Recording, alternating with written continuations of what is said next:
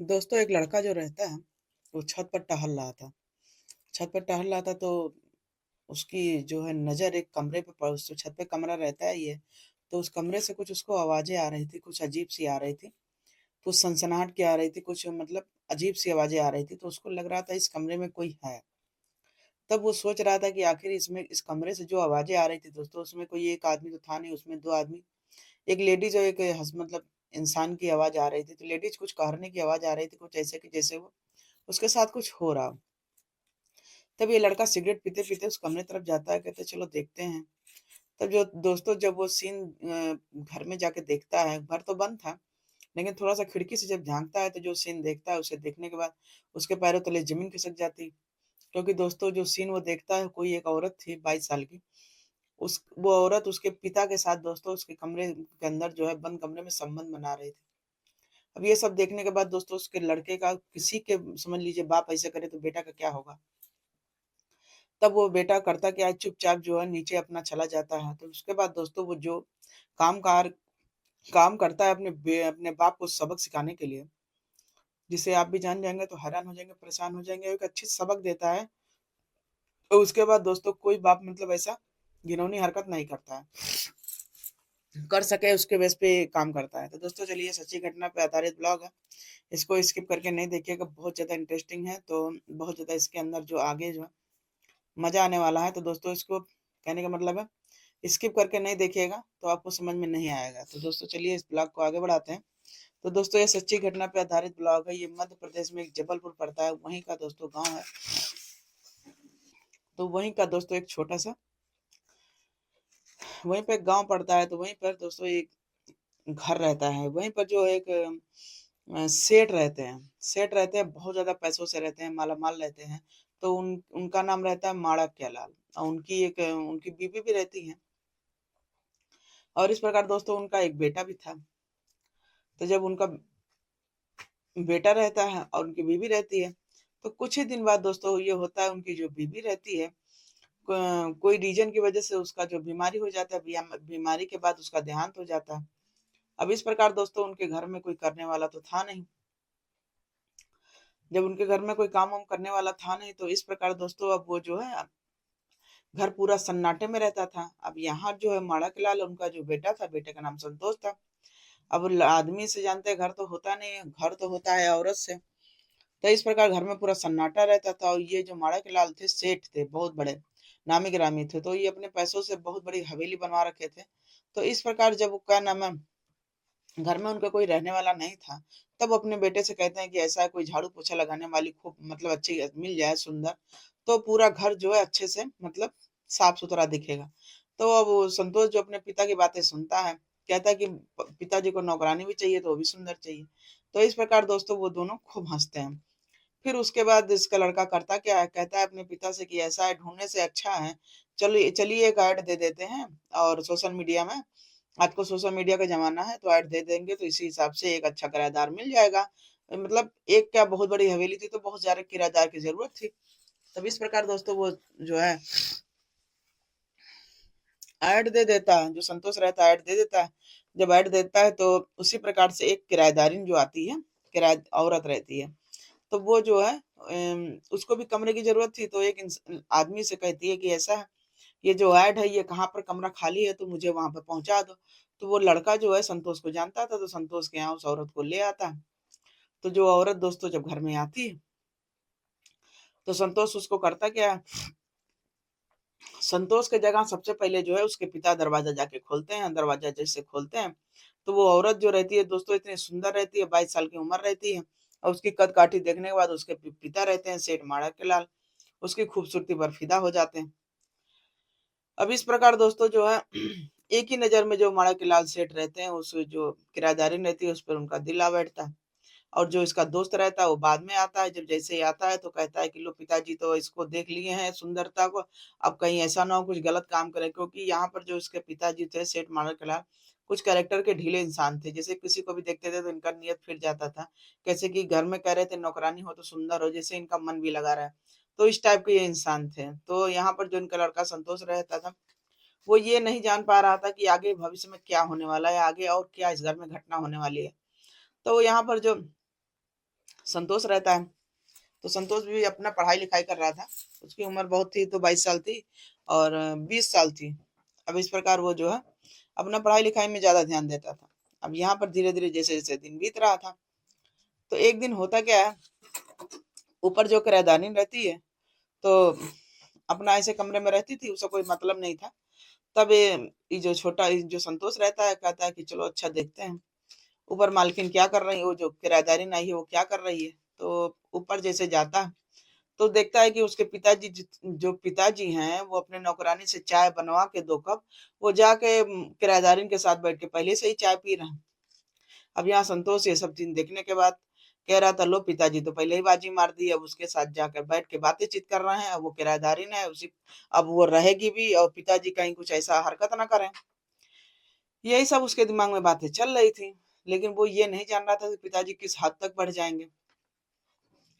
अब जब पिताजी उसके जब जो सेठ माणक लाल जी थे वो भी और उसका संतोष जो था बेटा दोनों बैठ के उससे पूछताछ करते हैं उसकी जिंदगी के बारे में, कैसे तुम्हें मतलब बाहर अकेले में जाहिर सी बात है दोस्तों, कोई भी किराएदार रखिए तो आदमी सब कुछ पूछता तो है ही है। तो वहां पर जो सेठ माणक लाल थे और संतोष था उनका बेटा सब पूछताछ हो रही थी कि तुम कैसे क्या मतलब यहाँ पर इतनी दूर कैसे जॉब कर रही हो, तुम्हारा पति नहीं है, तुम्हारी शादी नहीं हुई है, सब कुछ दोस्तों वो बताती है कि मेरा जो है शादी हो गया था, मैं तलाकशुदा हूँ और मेरा पति ने मुझे छोड़ दिया है, उसके खिलाफ जो है केस चल रहा है और जो भी पैसा मैं कमाती हूँ ड्यूटी करके अपने घर पहुंचा देती हूँ, अपने मायके पहुंचा देती हूँ, क्योंकि मेरे भी माँ बाप हैं तो मेरे ही सहारे हैं। तो ये सब बात सुनने के बाद जो है मड़कलाल जो सेठ रहते हैं उस पर दया खा जाते हैं और वो जो लड़की रहती है किराएदारी बनकर आती है तो सेठ माणकलाल से कुछ पैसों की मदद करती है, क्योंकि माणकलाल तो बस हवस के भूखे थे, उसकी सुंदरता देख के तो वैसे ही काल थे। अब यहाँ जो है जो औरत रहती है जो आती है किराएदारी बन के, तो वो करती क्या धीरे धीरे माणकलाल के करीब पहुंच जाती है क्योंकि उसको पैसे की आवश्यकता थी। इस प्रकार दोस्तों वो माणकलाल से कहती है कि ऐसा मुझे कुछ पैसा दे दीजिए, मेरा जब तनख्वाह मिलेगा तो हम आपको दे देंगे। तो कहते हैं दोस्तों आजकल फ्री में कोई भी सेवा करे तो कराना नहीं चाहिए, क्योंकि सबके पीछे स्वार्थ होता है और हर इंसान जो है कोई किसी की मदद आजकल की दुनिया में फ्री नहीं करता है। सबको दोस्तों आजकल जो है हवस की भूख लगी हुई है, तो खास तौर पे दोस्तों इसके लिए तो वो औरतें बिल्कुल समझदारी से काम लें, क्योंकि कहते हैं फ्री में तो कोई सेवा किसी की लेनी नहीं चाहिए। तो इस प्रकार दोस्तों जो वहां पर रहती किराएदारी बन के आती है तो दोस्तों वो औरत माणक लाल से करती क्या है पैसा ले लेती है, कुछ पैसा ले लेती है। तो माणक लाल कहता है कि तुम जो है तुम्हें जो मेरे साथ संबंध बनाना होगा क्योंकि तुम मुझे बहुत सुंदर लगती हो। तो दोस्तों वो असलियत जैसे बताता है तो वो औरत करती भी क्या, क्योंकि उसको पैसे की जरूरत थी। अब वो जान रही थी कि सेठ माणक लाल बहुत पैसे वाले हैं, इनके लिए 2-4 हजार कोई बात नहीं। इस प्रकार दोस्तों जो सेठ रहते हैं उनको तो दिन पे धीरे धीरे जो है अब जो लड़की आती है जो किराएदारिन बन के जिसका नाम काजल रहता है तो काजल के साथ संबंध बनाते हैं। अब यहाँ पर दोस्तों वो संबंध बनाती है, उसका खर्चा भी चल रहा था। अब इसमें इस तरीके जो है माणकलाल का भी दिन कट रहा था अच्छे से।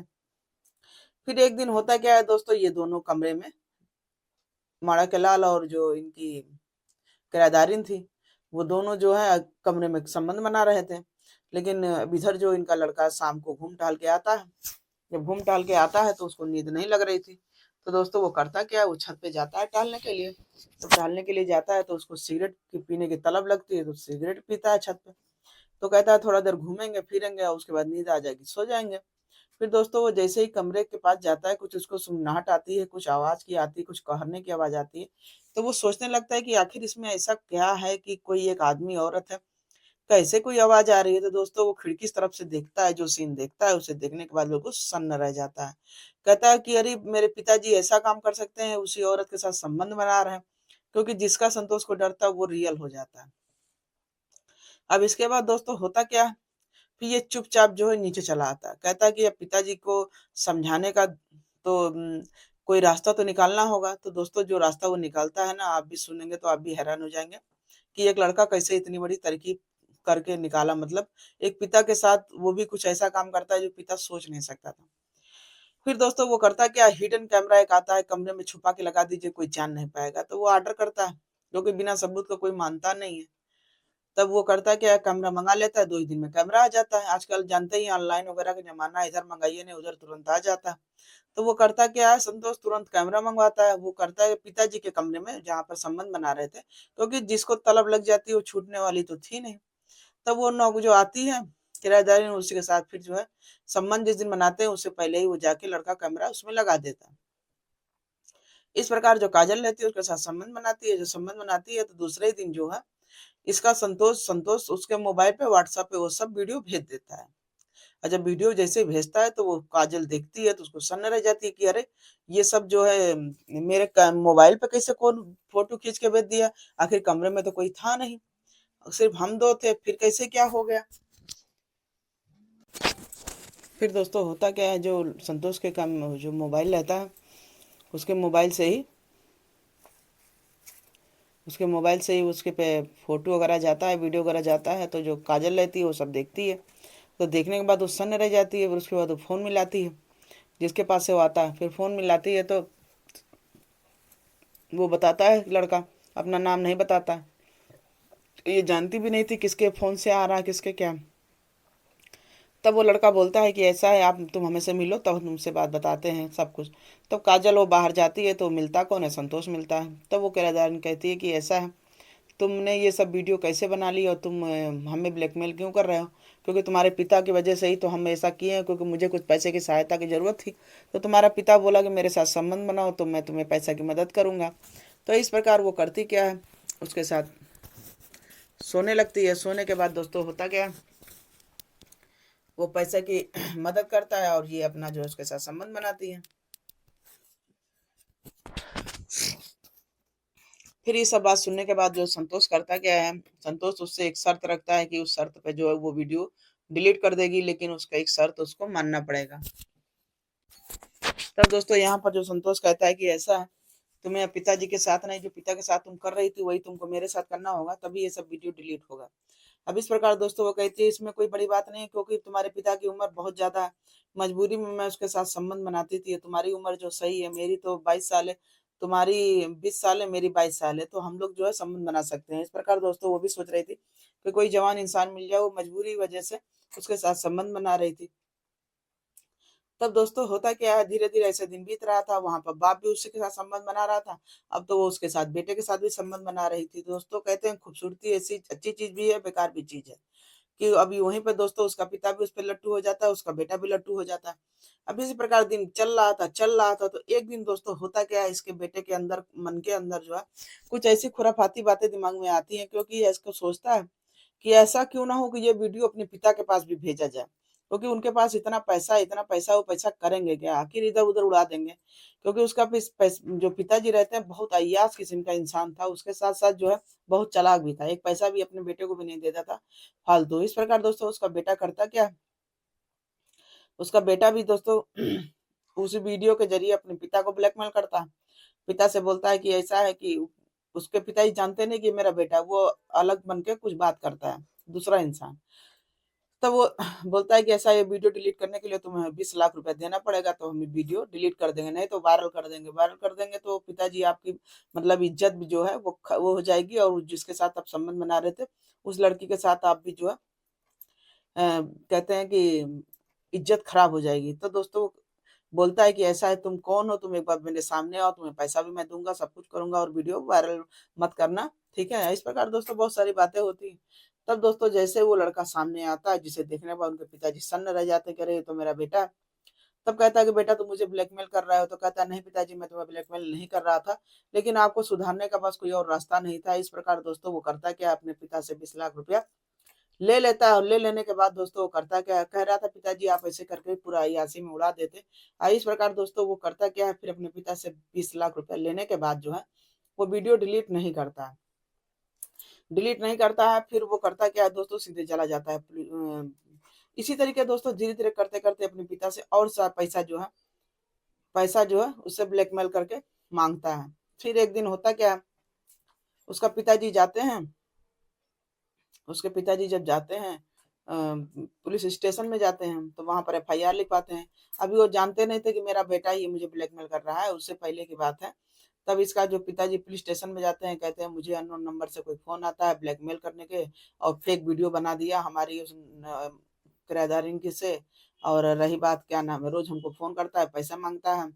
तो वो कहता है कि ऐसा, वो जो अननोन नंबर से तुम्हारा फोन आता है उसको, उसका कॉल जो है उस पर लगाते हैं, कहते हैं कि आजकल कॉल उस पे लगा दीजिए ट्रैक पर, तो पता चल जाता है कौन है। तो दोस्तों पुलिस वाले तो सब काम कर ही लेते हैं, तो पुलिस वाले उस नंबर को सीधे ट्रैक पे लगा देते हैं, और जब पता चलता है उस लड़के को बुलाया जाता है। जब लड़का जब सामने आता है दोस्तों, उसका पिता देख के बिल्कुल पैरों तले जमीन खिसक जाती है कि अरे ये तो मेरा बेटा है, बेटा मुझे अभी तक ब्लैकमेल कर रहा था, वो जान नहीं पा रहा था। तब दोस्तों उसका बेटा बोलता है कि ऐसा है कि पिताजी को सही रास्ते पर लाने के लिए ये सब पुलिस वालों से बोलता है कि मुझे ये करना पड़ा, और ये नौकरानी के चंगुल में फंस गए थे और पैसा इधर उधर अपना उड़ा रहे थे। तब दोस्तों होता क्या है, फिर पिताजी को भी पूरा उसको सबक सिखाने के लिए उसका बेटा ये सब किया था। फिर उसके बाद दोस्तों होता क्या, फिर इसकी नौकरानी भैया वीडियो वायरल होने के चक्कर में लोग लाज के मारे वो एरिया छोड़कर अपने घर चली जाती है, और इस प्रकार बाप बेटे फिर समझदारी होकर अपने घर रहते हैं। और जो इसका जो बाप रहता है शर्म से पूरा लाल हो जाता है, क्योंकि इसका बेटा उसको सुधारने के लिए ऐसा काम करता है। लेकिन दोस्तों सुधारने का ये कोई ऑप्शन नहीं होता है कि पूरी इज्जत सरेआम आदमी उछाल दे। और कहने का मतलब है कि कुछ आदमी के पास लालच भी होता है, आजकल के बेटों को जानते ही हैं, पैसे के लिए। तो दोस्तों इस ब्लॉग को सुनाने का मकसद किसी को मन को आघात नहीं पहुंचाना था, चोट नहीं पहुंचाना था। बस दोस्तों आपको जागरूक करना था कि सावधान रहें, सतर्क रहें, सुरक्षित रहें। और कोई भी किराएदार हो, कितनी भी सुंदर हो, कहने का मतलब है उसको रखिए तो जांच पड़ताल करके रखिए भैया। सुंदर किराएदार चाहे कोई भी हो, उसको ऐसे भी नहीं रखना चाहिए, क्योंकि कोई पता नहीं कब किस आदमी के साथ क्राइम कर बैठे, जैसे यहाँ पर था। एक सुंदर किराएदार के चक्कर में सोचिए बाप बेटों में फूट पड़ गई, और कहाँ से कहाँ कोई पहुंच गया। तो दोस्तों चलिए इस ब्लॉग को यहीं पर खत्म करते हैं, और अच्छा लगे तो लाइक शेयर सब्सक्राइब कमेंट जरूर कीजिएगा। मिलेंगे फिर अगले ब्लॉग में, जब तक के लिए बाय बाय।